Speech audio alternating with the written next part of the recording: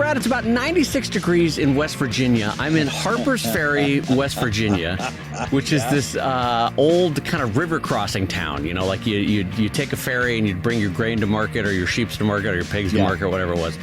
And it just so happens that I guess it's sort of the mental midpoint of the Appalachian Trail, right? You know, and for those that are outside of the U.S., the Appalachian Trail is one of like 3 or 4 large foot trails that you can do across America where you basically traverse most of America. Like there's the one that goes from Mexico to Canada on the West Coast. And then the Appalachian Trail, I actually don't know where the Appalachian Trail starts. Somewhere in Georgia, I think, or Tallahassee. Is it somewhere down there, right? That sure sounds right to me. And then it goes up to Maine, and you traverse, I don't know how many states. And it takes about 6 months to walk the whole Appalachian Trail, right? And a lot of people do it.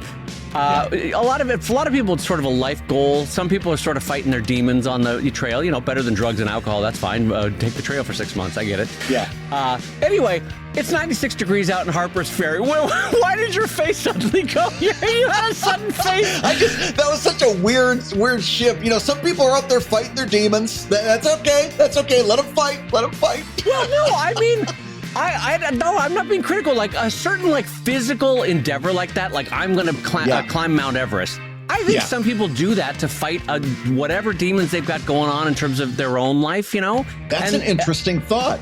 I do whatever limitations they've been facing on their own or whatever, battles they've been fighting with their own brain. But that's good. I feel like that's at least a healthy outlet versus like, well, I'm giving up and I'm going to start on fentanyl or something, you know? or the unhealthy outlet, which is to start making comics. Yeah. The rest of us do. But so anyway, I'm having an ice cream in Harper's Ferry, Virginia, sitting in this little ice cream place. And I look over at the guy next to me and I go, ooh, that looks good. What is that one? Because he had some weird flavor. Like, you see an ice cream that like has stuff in it. You're like, what is that one? And he goes, oh, this one's good. It's got chunks of chocolate and cookie bits. And I was like, oh, cool. Yeah, that sounds like a good one. Do you recommend it? He goes, yeah, I guess I recommend. I was like, oh. And so I say, I don't recognize your accent. Where are you from? And he goes, I'm from Florida, and somewhere on the sort of left side of Florida. I don't know what that's called. The Panhandle. The Panhandle. The Panhandle of Florida. He's like, well, I'm from. I was like, oh, cool. What are you doing up here? And he goes, oh, I'm hiking the trail. And I go, oh, really? Wow. So you're just taking an ice cream break on the trail? That's got to be fun. And I said, how many months have you been on the trail? He goes, 3 months. Oh, wow, cool. I said, I've always wondered this, as you're hiking the trail, in the same way that cars pass each other back and forth and you pass the same car or same truck over 100 miles when you're going somewhere, you know? Yeah. Do you pass the same people back and forth? You're like, hey, Jim, good to pass you again, that kind of thing. And he goes, oh, yeah, you do get the same kind of people occasionally on the trail in front of you, behind you. And I go, oh, do you kind of help each other out? Do you like, hey, do you have any butter or salt or water I could borrow, that kind of thing? So I'm just Mr. Naive, wide-eyed asking these questions, you know, and he's like, yeah, you don't really help other people on the trail. It's kind of every man for himself on the Appalachian Trail. And I was like, oh, okay. He goes, well, I mean, look, if you're in real trouble, if you broke a leg or something, maybe somebody would help you, but you don't really ask for help on the trail. You kind of keep to yourself. Oh my God. I was like, this guy is such a character. He was like, literally at a central casting of who you would think was walking the Appalachian Trail. Like, it's every man for himself, Brad Geiger on the Appalachian Trail. I literally, as you're talking, I see that Muppet with the long gray mustache. You know, I literally see him sitting there eating his complicated ice cream as you, with your eyes just brimming with stars, ask him, do you share butter? Is butter sharing a thing on the Appalachian Trail? This guy going, I can just hear his internal monologue saying, would you please shut up and let me enjoy my ice cream? Yeah, here's a guy, so just comparing and contrasting the two people in this conversation. One of them has been hiking in 100-degree heat across West Virginia, which has had a well drought and very little well water that you could pull up out of the trail for the last year, right? So he's been drinking muddy water for the last 3 months. versus the guy that just got out of an air-conditioned rented Chrysler Pacifica that he got from Hearst Rent-A-Car, who's driving around West Virginia. So, Brad, you tell me which one. Every man for himself on the Appalachian Trail. I don't know which one would survive the apocalypse, but I know it's not me. It's not me. The guy that refuses to share his butter, or the other guy for whom the sentence "enjoying an ice cream plate on the trail" is a sentence that comes out of his mouth.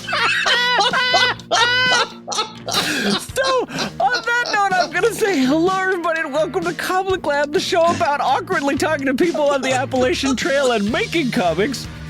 You know, next time, get some sprinkles and making a living from comics. I'm Brad Geiger, the editor of the Webcomics Handbook on Substack and the creator of Evil Inc. And I'm his friend Dave Keller, who'll tell you there's every man for himself in cartooning. I'm the cartoonist of Tribe and Sheldon and co-director. He literally said it's every man for himself on the Appalachian Trail. Like, what the hell kind of a sentence is that? Like, you just think you're the main character in an Arnold Schwarzenegger movie. Like, it's every man for himself on the Appalachian Trail. What the hell? God forbid human kindness could drip onto the Appalachian Trail. It would,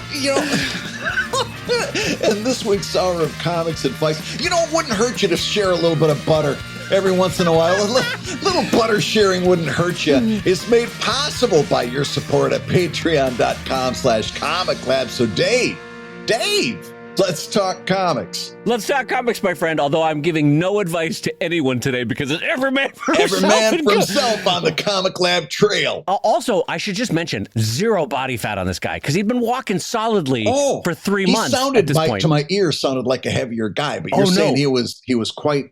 No, have you ever seen that kind of wiry thin that is just muscles that have constantly been moving for 3 months, in 97 to 100 degree heat in West Virginia with no water. Anyway, yes, let's talk comics, my friend. We've got a big show for everybody today. As of this recording, why are you laughing? What happened? What did I do? I've seen bodies like that out the window. Never in a mirror, but out the window. As I drive by them in my rent-a-car, I've seen them on the trail. Toot, toot. Toot, toot. Toot, toot. Oh, boy, we're silly today. All right, so today's show, after we get done recording, Brad, I'm turning off the microphones from this recording, and I am loading up my van to go to San Diego Comic-Con. I drive down tomorrow morning from Los Angeles down to San Diego, California, for those that want to look on a map. I don't know why I said it that way.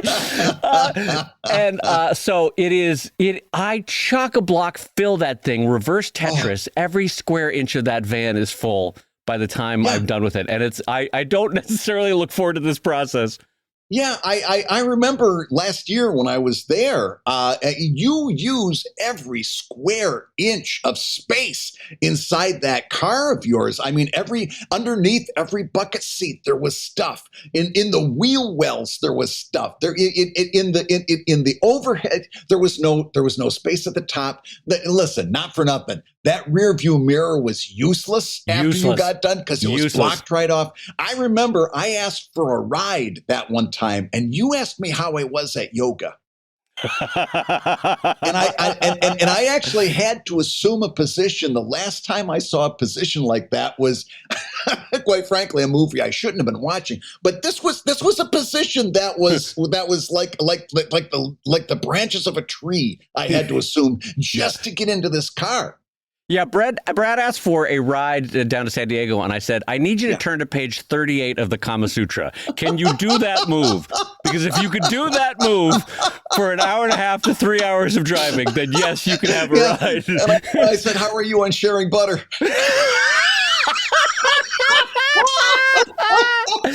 Oh, God. All right. Well, let's get into this week's show over at patreon.com/comiclab. And just a reminder to everybody, we are going for 500 for 50, and that's where we're trying to shoot for 500 patrons for my 50th birthday. So join us over at patreon.com/comiclab. You will get over 300 episodes of ProTips, which is our exclusive podcast that goes out just to Patreon. You will get access to the Discord server, which is for pros and pro-ams, and it is amazing best practices sharing forum. And when we get to 500, you will get 2 episodes of Drunk and Drunker Comic Lab. So join us over at patreon.com/comiclab. And do it right now. And here's why we usually don't do the, hey, do it today, blah, blah. But I want you to do it now because I want to get to 500 before the end of August. And the reason being, Dave and I are both going to be down in San Diego at the end of August doing 2 live Comic Lab shows for the NCS weekend. They're going to have a whole Reuben Awards week at the end of August. And so Dave and I are going to be down there hanging out together.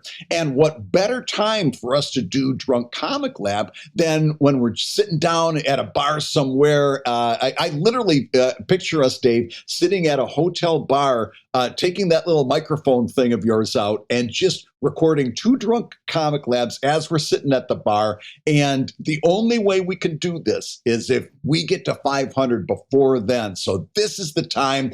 And by the way, just as long as we're talking about it, if you're coming down to the NCS week, by all means, come up and introduce yourself. Let us know that you're a listener. We can't wait to meet you there, too. If you've been thinking about joining the NCS, this is the time. So many great networking opportunities, not only in person at the Rubens, but also they're doing tons of stuff outside, all through, on Zoom, on YouTube, all throughout the year. If you're looking for networking opportunities, the NCS, National Cartoonist Society, is the place to go. So if you're thinking about any of that, this is the time right now to make all of that stuff happen. Absolutely. And so, Brad, I'm going to jump us into our first question over at patreon.com/comiclab. This comes in from Sam, and Sam writes, "Hey, Dav and Braid, my question is about sketchbooks. I've seen artists online sharing incredible sketchbooks filled cover to cover with all kinds of impressive art. Plus, you guys have mentioned on the show how much you love drawing in your own sketchbooks. As for myself, I have collected over a dozen sketchbooks and struggled to draw on them beyond a few pages. At the same time, I keep a lined notebook and fill out every page with doodles, ideas, designs, and to-do lists. Here is my question. Is there a right way and a wrong way to use a sketchbook? I wonder if I'm missing out. Thank you for the incredible show. Not only is it educational and entertaining, but empowering. It's got the 3 E's, Brad says Sam. The 3 E's. Educational, entertaining, and empowering. You've never seen Brad just lit up like a Christmas tree. There's nothing he loves more than an HR presentation using letters as the breakdown. That's great. So Sam ends it off by saying, my art career is on a great path thanks to you guys. So thank you, Sam, for that. Brad, let's turn it over to sketchbooks. What is the right way and the wrong way to use a sketchbook? Well, listen, let's be honest. There is no wrong way to use a sketchbook. That's ridiculous. And if you're filling up a lined notebook, and that's fantastic. That's beautiful. Don't let anyone tell you differently. Remember we talked to Sarah Anderson speaking about the Rubens. We talked to her at the Rubens last year, and she says she does everything on a lined notebook. Right? Do you remember her talking about that? Yeah. It was so don't put yourself down. But I do want to share a few thoughts with you on that. 2 things. Number 1, listen to what you just said. Hopefully you listened when Dave was reading it back, because you said you can't finish a sketchbook, but when it comes to a lined notebook, you fill that thing up with wild abandon. And I'm going to guess that the reason that you can't fill up a sketchbook is the words that you opened up your question with. I see other artists posting beautiful sketches from their sketchbook, right? And so you're being totally normal. This all comes down to you're comparing your blooper reel with their highlights. Yes. Everybody does horrible sketches in their sketchbook. That's what a sketchbook is for, right? But then you see on social media this amazing artist. And by the way, I'm going to speak to the established artists, the veterans, the seasoned pros that might be listening to the show. I need you to cut something out for me, because you're doing something that is hurtful to the younger generation, and that's this. When you post this gorgeous illustration, it's a finished illustration, and you and I both know it, that you spent hours and hours on, and you go out onto social media and say, well, here's a little doodle that I crapped out on my sketchbook. Take a look at, and you post this gorgeous illustration. You call it a doodle, you call it a sketch, and it's from your sketchbook, and you are sending the message to younger generation people like Sam who thinks that that's what their entire sketchbook is supposed to be. Right. When you post a finished illustration, have the guts, have the unmitigated intestinal temerity to say, hey, here's a finished illustration. It took me hours. I worked my ass off on it. Deal with it, Don't call it a doodle. Don't call it a sketch. It's a finished illustration. People like Sam thinks that her entire sketchbook is supposed to look that way. Well, it's not. Your sketchbook is supposed to look like mine. Full of shit. I want to do a slow golf clap for unmitigated intestinal temerity. How the hell did your brain come up with unmitigated intestinal temerity? Each one of those is a 38-cent word. Did you have extra money lying around that you could pay the dictionary folks for those? Unmitigated intestinal temerity. Holy hell. Suddenly I'm talking to Shakespeare over here. That was amazing. I'm legitimately impressed. Each one of those words I had to do a half-second pause to go, okay, I know what unmitigated means. All right, I know what intestinal means. I'm actually not sure what temerity thinks, and so I had to kind of do the 5-second think about what does temerity mean. You knew all three of those, and you strung them together in a phrase. Good on you. You want to actually? I wanted to say have the balls, but I didn't want it to be gendered. So in the 2 seconds I had unmitigated gall, and I didn't want to say gall, so I changed it to temerity and intestinal fortitude, and then they combined, and it became unmitigated intestinal temerity. So here I am being all impressed when in fact it was sort of a spoonerism on your part. You were like, I'm gonna clutch together 9 words that don't really work. But it was like work. 3 blood cells short of a stroke. I mean, color me impressed. That was great. I have never heard you do such verbal gymnastics. That was delightful to see. So, and yes, I co-sign Brad on that. It is frankly on the part of even pros when they're doing that. It's their own form of imposter syndrome in the sense that they don't want to be judged on what is essentially a finished sketch for everything but the ink. Like you've seen it where it's the pencils are there, the chiaroscuro is there, the shading is there, and you're like, that is not a sketch. That is a finished drawing. You just haven't inked it yet. And I think that's just the artist wanting to come across in their own way of cool. But Brad's right. It takes a shot on younger cartoonists and younger illustrators' egos. So now, for me, I want to jump back to that exact same psychology of a sketchbook versus a lined notebook, sort of a cheap 99-cent drugstore notebook that you get before school.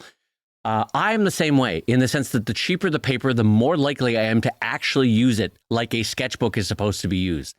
I have this weird insecurity that when someone gives me a leather-bound sketchbook for Christmas, and it's got gorgeous, soft cream paper, 100-pound paper that, is just delightful to draw on. It's like ice skating. It's so smooth. And I look at that thing and I go, I can't fill that up with my drawings, But I could only ruin this thing. But if I've got the back of an electricity bill envelope in front of me and I'm on the phone with a doctor, I'm absent-mindedly sketching on that thing all day long. I'll look down and then suddenly it's a kangaroo with 4 wieners. I don't know what I've drawn, and I'll just be absent-mindedly drawing all day on that thing. But you give me a nice sketch. A kangaroo only has 1 pocket. Those are 3 unhappy wieners. He's in a constant state of frustration. This is a great cartoon. Oh my God, it's every kangaroo for himself on the Appalachian Trail. Anyway, I don't know where that came from. I've never in my life drawn a kangaroo with 4 wieners. You didn't have to. There's not a person listening to the show that didn't know that already. You didn't have to explain that. You were filling nobody. Oh, my temerity got ahead of me on that one. Anyway. So I want you to know that that's a universal. Like everyone feels like, oh, my cruddy sketches can't fill this beautiful sketchbook, which is the whole point of a sketchbook is to make mistakes constantly. It's a constant state of experimentation and trying things out, right? What I will just speak to myself now. What I do by midline sketchbooks, for whatever reason, psychologically, a midline wired sketchbook that doesn't feel too classy but has nice paper inside. For some reason, my brain goes, oh, it has a wire spiral bound. That's fine. That's cheap enough where it feels like something for school. I could use that. So my brain allows myself to draw in those. But what I end up finding is that 90% of my sketchbook is actually words and me experimenting with dialogue and with text for a comic rather than sketching. Right, Brad? Yeah. Yeah, no, you're absolutely right. I've got dozens of sketchbooks at this point over there, and they're all words. They're all. I do very little drawing in a sketchbook because that's how I use a sketchbook. I'm a very visual thinker, and I've been doing this for a long time. So when I'm writing out these scenes, I can see them in my head. I know how I want to position them. Right. If you've ever seen me post a time lapse, which I do from time to time, either on the socials or on Substack or on Patreon, I'll post these. And you can actually watch me try out a couple things on the screen as I'm going, right? But all of that is happening kind of in between the ears. The part that I'm trying to work out on the sketchbook is the words, the story, the punchline, the gag, wherever I'm going, whether I'm writing for a surprise or writing for humor or writing for adventure, I'm working out all those story beats in my sketchbook. Right. So I don't do a lot of that. And that's how I use a sketchbook. You use a sketchbook completely different. And there is no wrong way to use a sketchbook. What's wrong is all this time that you're spending thinking that I should be doing it different. Right? Like Dave says, if you feel really comfortable working on lined paper, then work on lined paper. Your entire library of sketches that you're building over a course of time is going to be lined paper, and that's okay. Actually, there's something that's really beautiful and kind of gorgeous in its own sense about that. It's like when we look at somebody's sketchbook, number one, it's very rare, in my opinion, to look into somebody's sketchbook. If it's really a sketchbook. I think in friendship, Brad, I've known you, 20 years now, 25 years. And I think I've looked in your sketchbook maybe once, maybe twice in our entire friendship. And I was horrified, by the way, immediately horrified. No, that's what you should be. No, I'm just kidding. No, but I found in looking at your sketchbook, I remember once it was at Baltimore Comic-Con and another one we were at like an NCS event or something. And I looked in your sketchbook. And what I was struck by was how similar you and I are in that most of how you use a sketchbook is how and by the way, again, this is not how we recommend our listeners use a sketchbook. It just so happens that this is how Brad and I use it, which is Brad will write out the script for his comic for a page for that day. And then much like I do, the one face that's sort of outside the norm by about 30%, that face you'll sketch. Or the one hand gesture that's key in panel 6, you'll sketch that hand gesture just to see if you've got it down or to make sure you can do it for that joke. And that's how I do it. Like, because, and this is the honest to God truth, after you're like Brad and I, and you've done 4 or 5 or 6,000 pages of comics or comics in general, you kind of know the where 80 to 90% of your drawing will fall. You know, like you get it. You know where you can see it in your mind. You know how the characters are going to pose. You know how you're going to frame it. And so you tend to only draw or sketch the outlying stuff, the stuff that's caught you by surprise or involves a machine you've never drawn before, or here's an animal or an alien you've never drawn before, or a new way that your superpowers work. You've never drawn that before, so you draw it out. And so you draw the outlying stuff. But for the most part, it's in your head. And the truth is, for me, and I don't want to assume for Brad, but I think for Brad, that we don't sketch as much because we let our work itself be the sketchbook. Yeah. Which is that we work with enough regularity now where if I need to draw a tree for a splash page, I'm not really going to sketch it. I'm just going to do 6 layers and I'm going to figure it out on the page.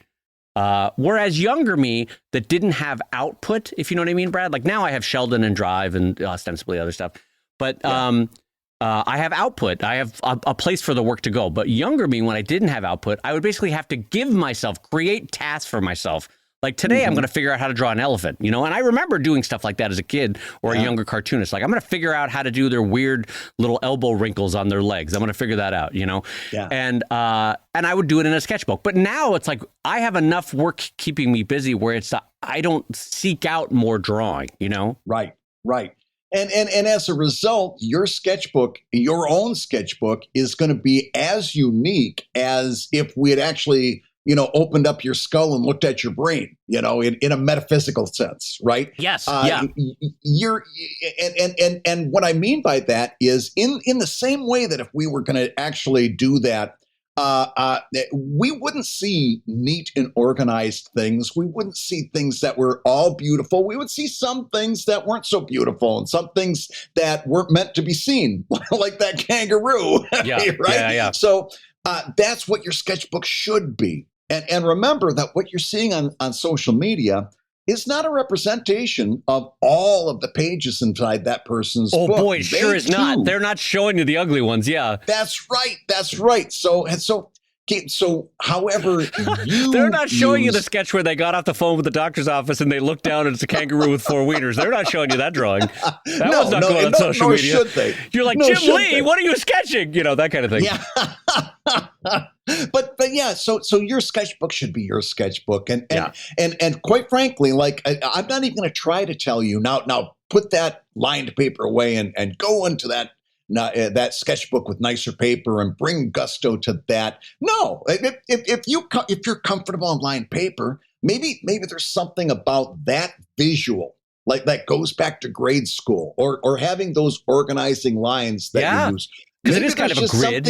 Yes. Maybe there's, like Dave said, that he needs that spiral binding, right? Because that tells him, okay, this is a good place to experiment. Whatever you need, that's what you should use. And the end result should be a whole stack of sketchbooks that's just as unique and marvelous as you are. Yeah.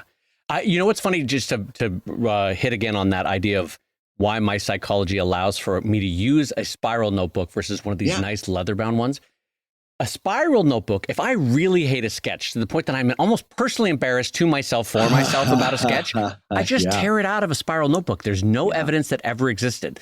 But if I tear it out of a nicely leather-bound sketchbook, you always kind of see the little tear.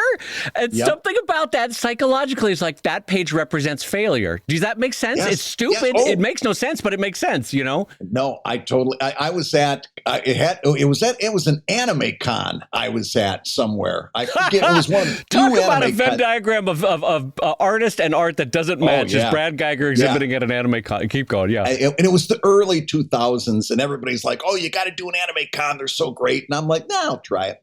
I went down and nobody's stopping at my table, right? They're like, this is not what we're looking for. This one younger woman comes up, bubbly as hell, like the female Dave Kellett, that level of bubbliness, steps around behind my table. Now listen, I even at this point, I'd been doing conventions for a long time. You do not step behind somebody's table. No. Number one, it's in a position and it's a little bit much, but also that's where they keep their money and they're going to have their guard up when you do that, right? She bounces right back behind my table, sits down next to me, grabs my sketchbook and starts drawing inside of it.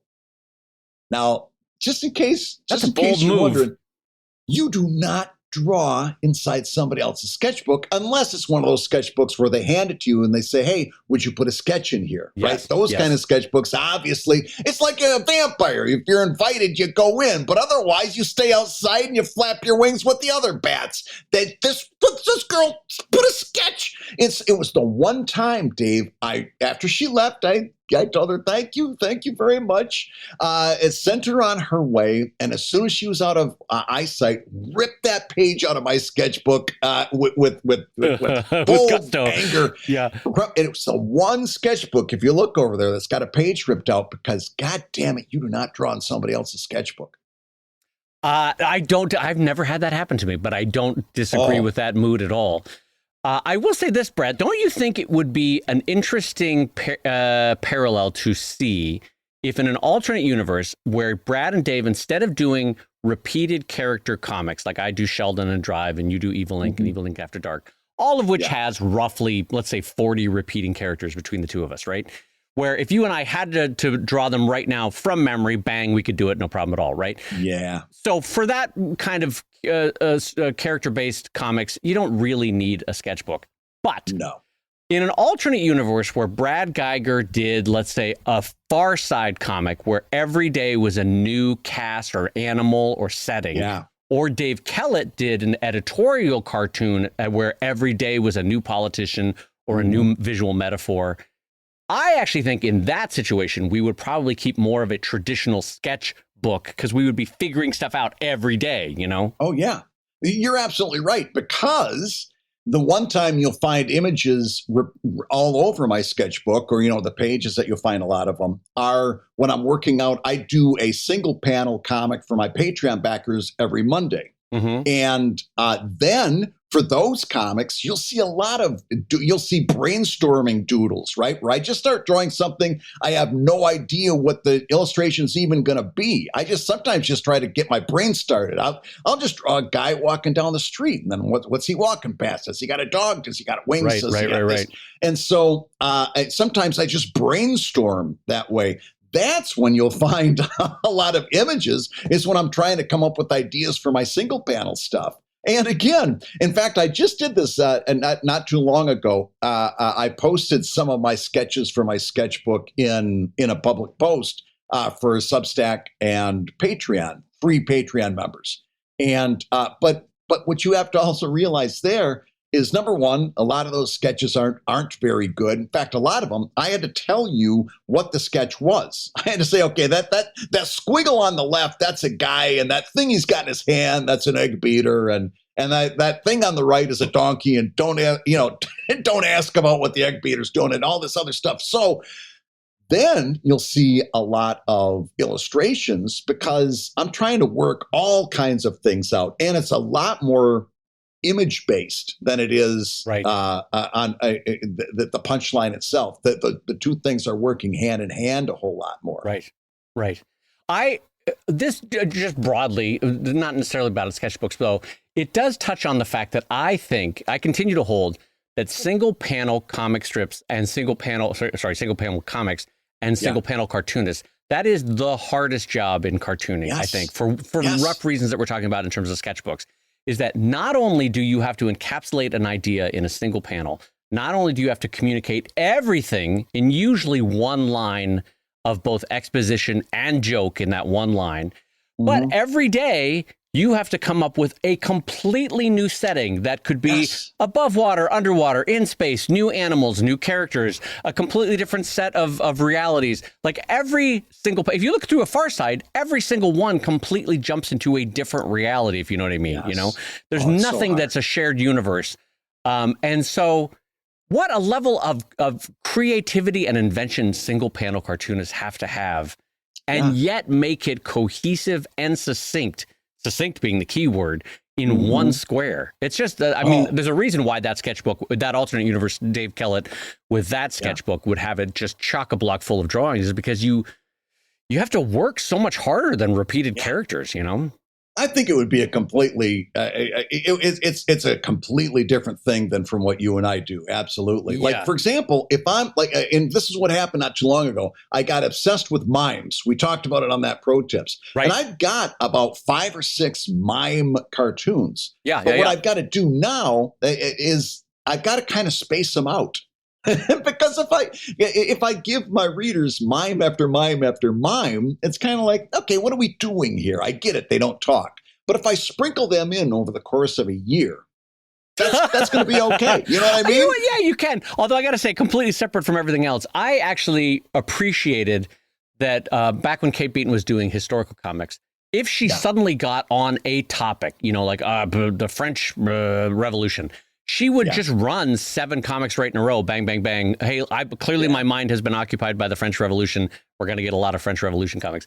I don't think in the modern world it's that necessarily bad to run 7 or 5 mime comics right in a row. Bang, bang, bang. Well, I don't know. listen, on those days when nothing else is happening, you end up with a couple of mimes in a row, you know. But I'm just underlining that I agree. I think single panel work is the hardest work. It's really the highest level of comics, I think. Well, let me ask you one last question, because this is an interesting point of differentiation between you and I. Yeah. You said to your right you have 12 sketchbooks that you've kept. You've kept all your sketchbooks over the years? But you know, listen, Dave, you know, out of the many things that I lack, I lack a great dancing ability. I lack tact. The one thing that I don't lack is ego. And I kept every one of my sketchbooks. They're over there. They're in a special area of the studio.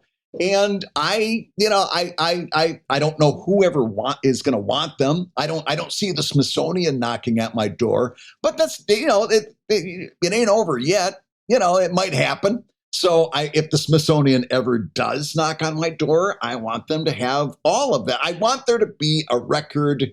This is going to sound really dumb, but I want there to be a record that I was here. And those sketchbooks, along with my finished work, is part of my legacy, part of my history. Sure. So they're all there. I can't throw them out.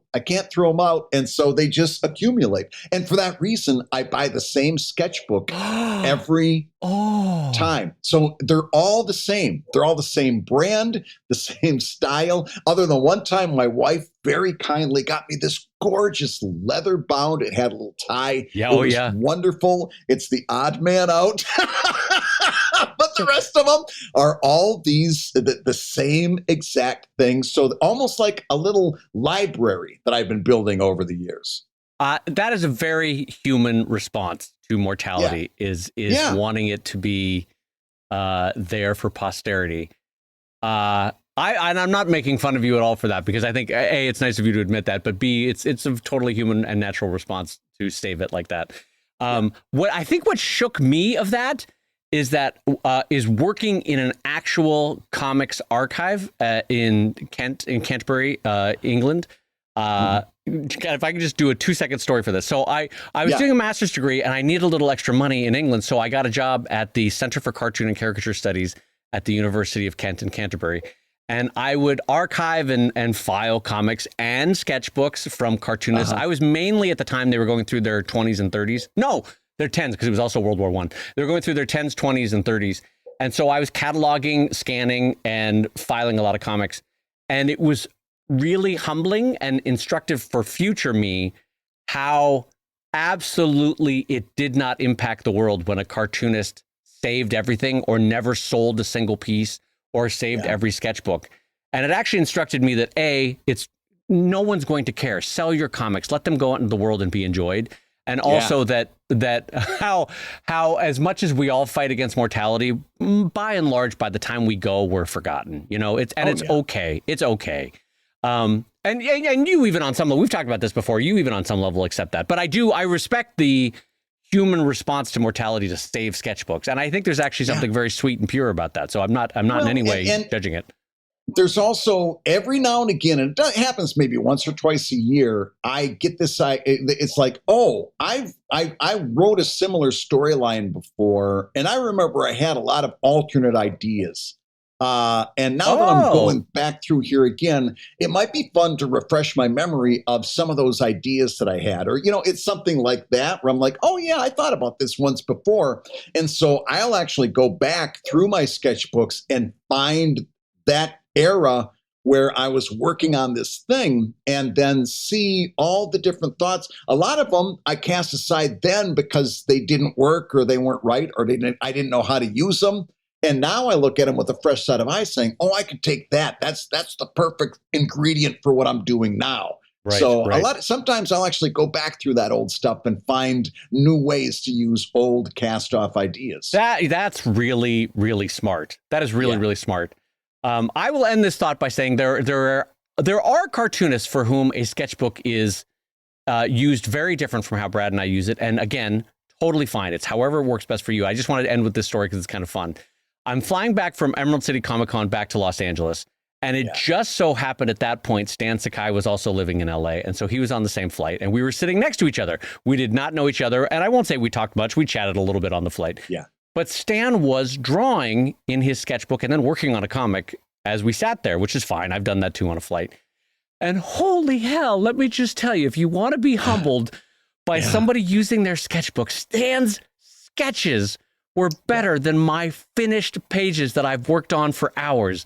And I was looking over and I was like, you know what? That's 40 years of drawing for you, is that he's just sitting there cranking out amazing sketches as we're going through turbulence. You know, the kind of person that can sketch through a bumpy car or sketch through turbulence.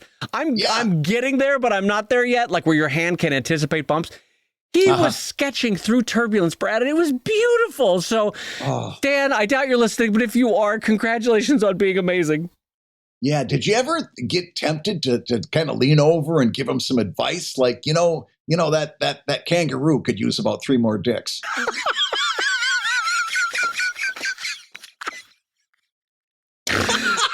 Can you imagine?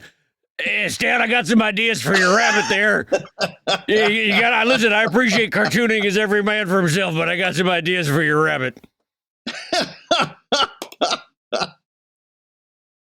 Hey, if you're listening while you work, take a minute to stand and stretch. And while you're doing that, we're going to tell you why you should join us on Patreon. When you do, you're going to get hours and hours of podcasts that we recorded just for backers. And exclusive Patreon posts that go even deeper on Comic Lab topics. And access to our exclusive Discord server, which is a thriving community of professional cartoonists. So you can support the show you love and get tons of actionable resources for your own cartooning. And listen, if you can't swing a pledge this month, we get it. No worries. Yeah, listen, you can still support the show by rating us wherever you get your podcasts. Just leave a 5-star review and a few kind words. That, along with mentions on social media, is incredibly helpful. Now, everybody, let's talk comics. Dave, have you heard about the webcomic library? No, I've not heard about the webcomic library.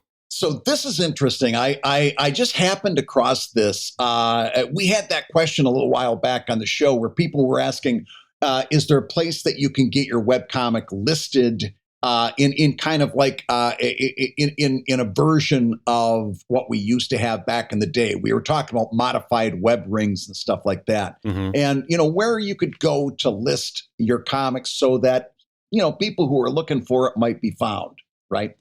And so I actually found these folks doing something called the Webcomic Library, and it's a really kind of awesome thing that a few people are doing, put together, and it's exactly what you think it is. It's a library full of different webcomics. It's all categorized and tagged. So, for example, if you're looking for a werewolf romance or a werewolf office comedy, you could search for those tags and find the webcomic that would scratch your itch for that moment. Right. And so I wanted to tell you about, because this is a place that you can go and submit your comic to be listed there.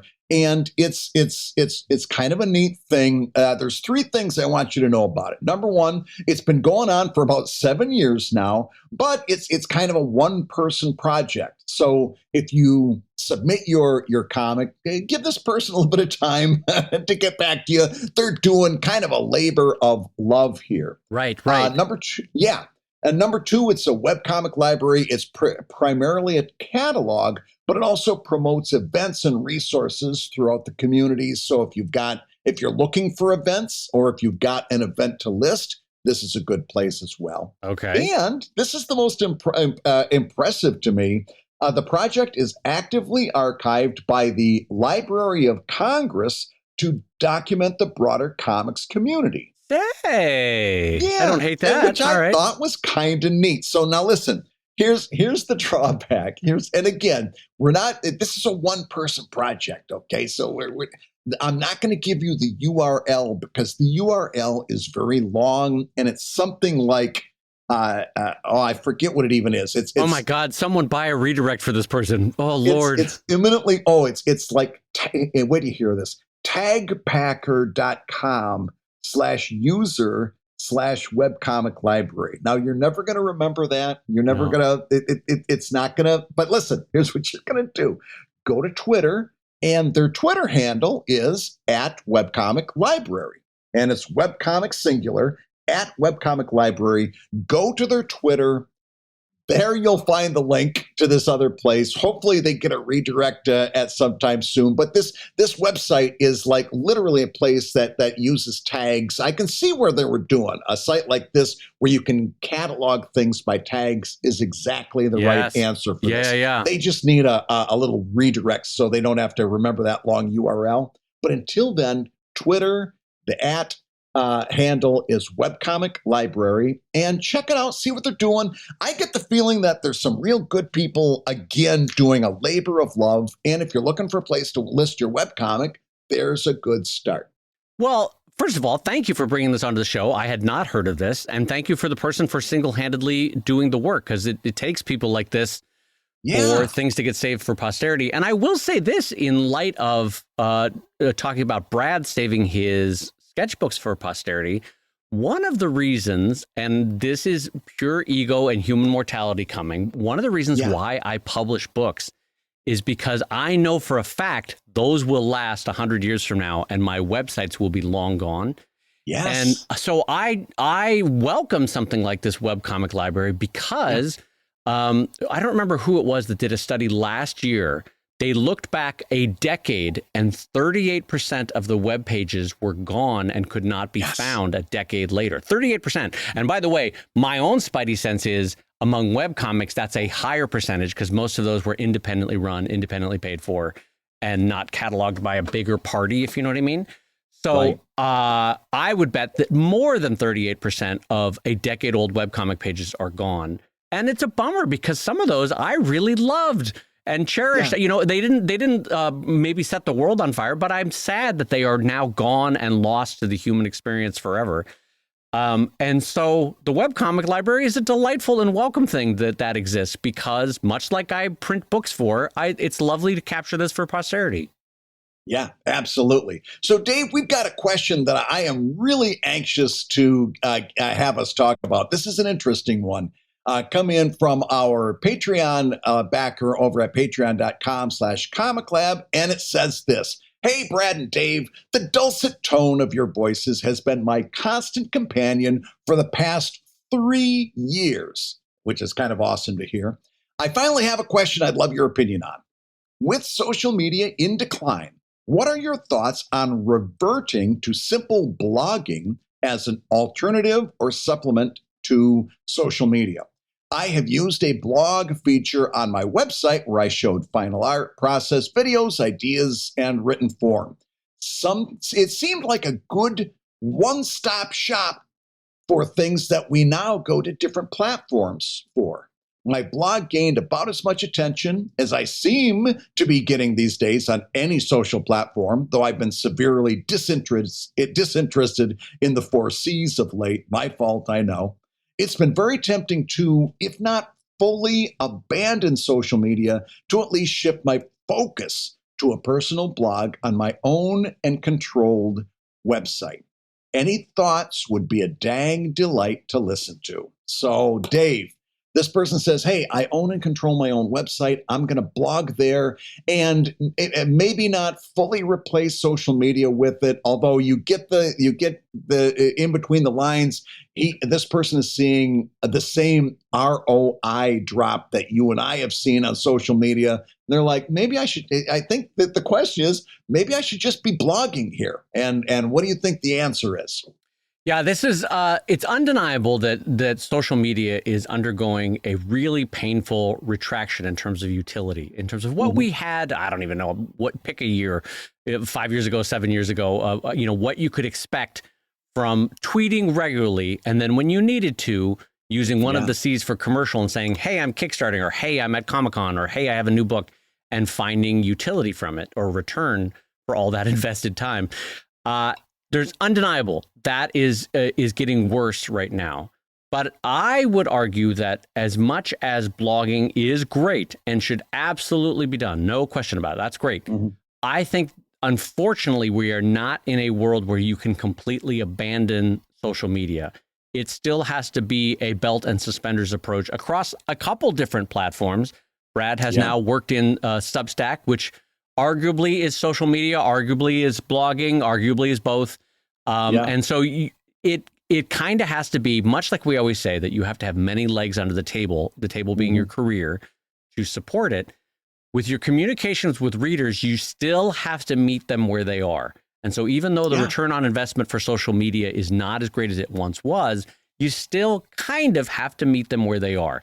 So you have to blog, you have to do social media, you have to do Substack, you have to reach out in all the ways you can for, whatever your readership can be found, and maintain it. It's not fun, but you have to maintain it. And so even though I personally have found that some do not generate enough ROI to maintain it, like Instagram, I'm personally stepping away from. Facebook, I personally stepped away from a couple years back. The ones that still have utility, I'm sticking with. Twitter is working for me. Blue Sky is working for me.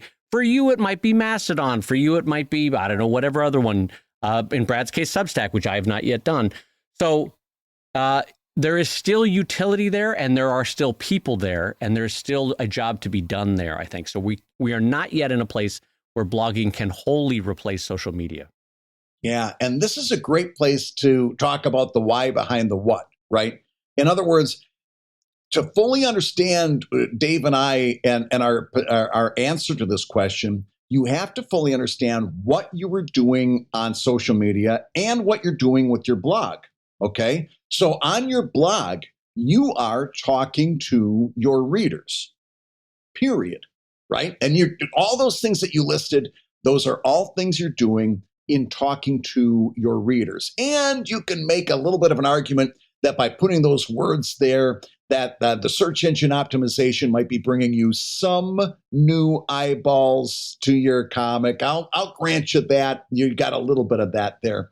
But mostly what you're doing on your blog is talking to your readers. Now, what are you doing on social media? And this is something that I don't get that a lot of creative people understand, so it's worth talking about it.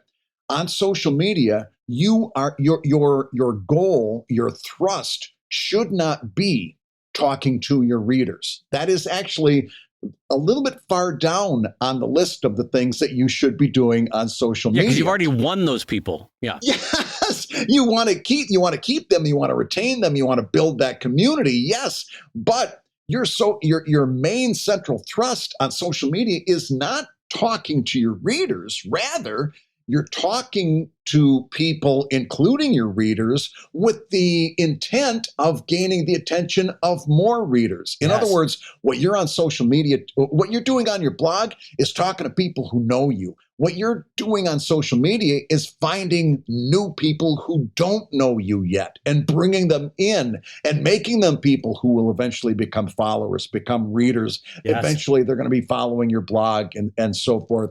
But the place you find these people still, and like we said, we're being very honest about what social media is today, but it is still useful, not as useful as it used to be, but useful for gaining people who don't know who you are with. Now, we're still going to have to supplement that with other things. What you're doing on your blog certainly can't hurt you, but this idea of abandoning social media altogether and just replacing it with blogging, I think that would be a big mistake, okay? Yep. You need to keep doing social media, and you keep needing to think with your creative brain about how you can handle this point in time.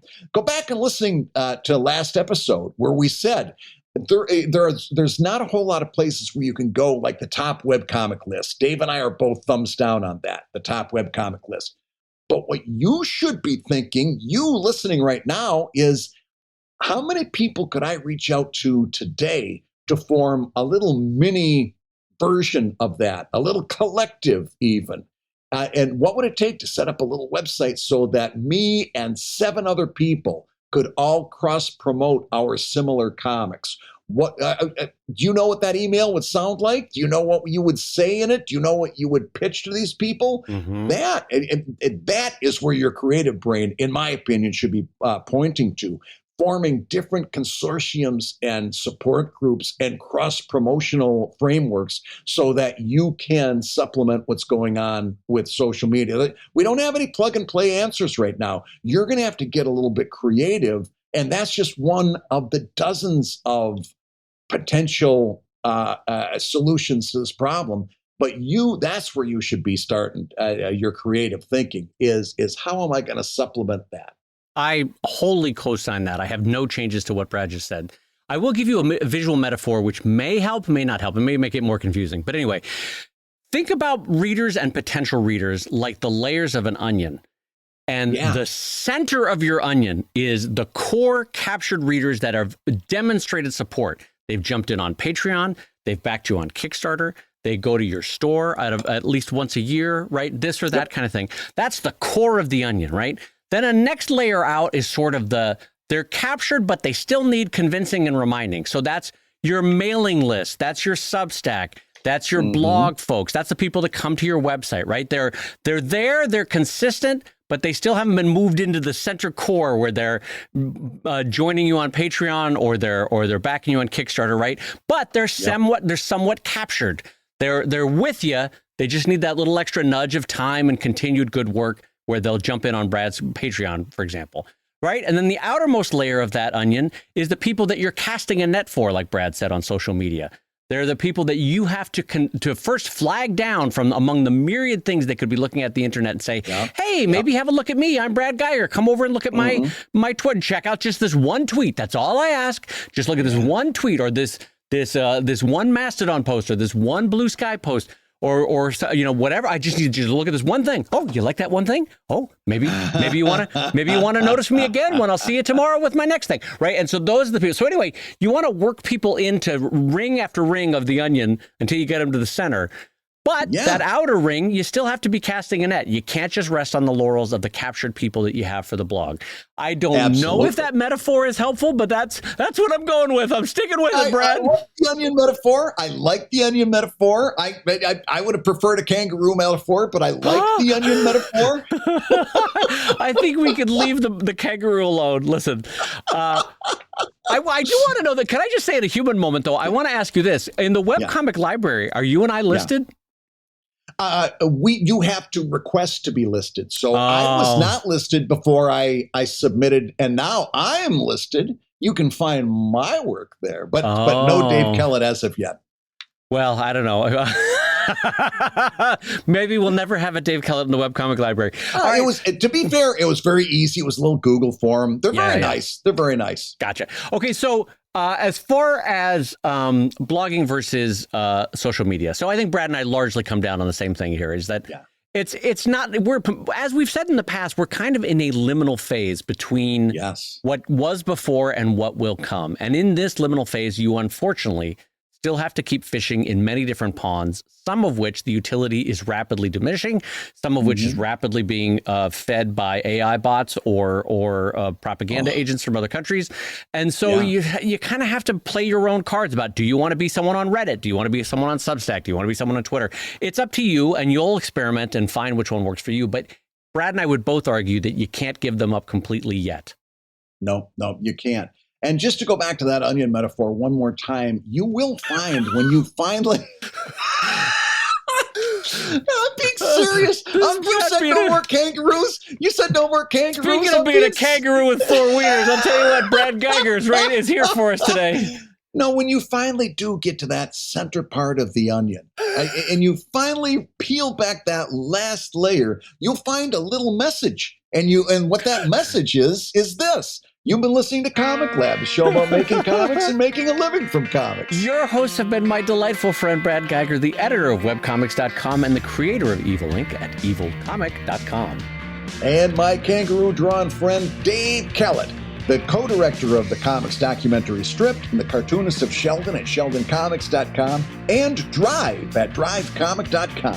And the Comic Lab theme song is used with permission from Andy Creighton at theworldrecord.net. And this episode was edited by the ever-wonderful Matt Woodard of Woodsong Productions over at www.woodsong.media. If you love Comic Lab, and we know that you do, you can rate and review the show on Apple Podcasts and on Spotify, and you may hear your review featured on a future episode. And Comic Lab is made possible by your support at patreon.com/comiclab. So we will go ahead and say that twice. Patreon.com/the kangaroo's name was Hot Pockets. You've been holding that back.